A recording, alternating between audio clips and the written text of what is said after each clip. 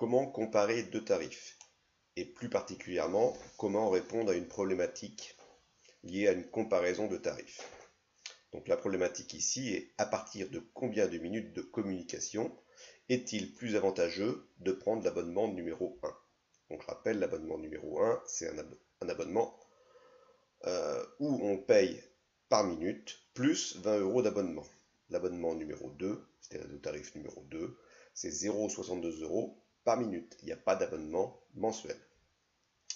Donc on a vu dans la précédente vidéo que pour 15 minutes, on avait calculé qu'il fallait 22, ça correspondait à 22,55 € pour le tarif numéro 1 et 9,30 € pour le tarif numéro 2.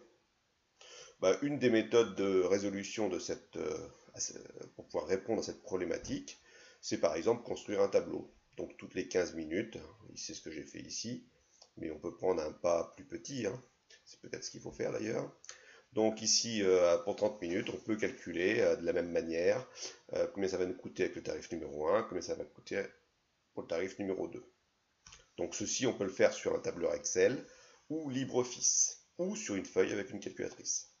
Bien entendu, après, il faudra peut-être un petit peu chercher des réponses entre les valeurs pour trouver la réponse exacte.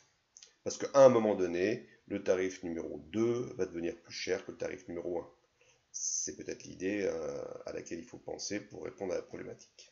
Donc ça, c'est une des méthodes.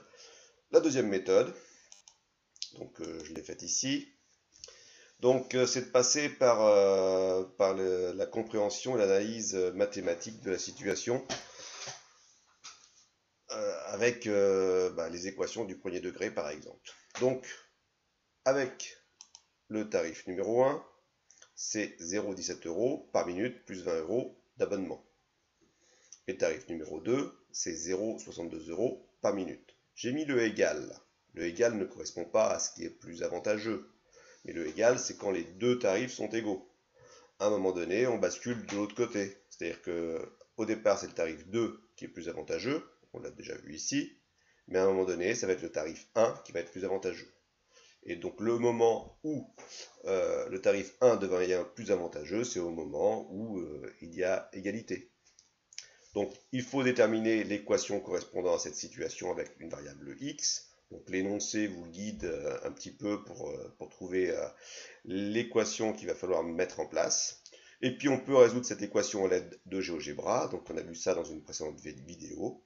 Ou alors on résout de manière algébrique. Et ça, on avait vu ça en cours il n'y a pas si longtemps que ça.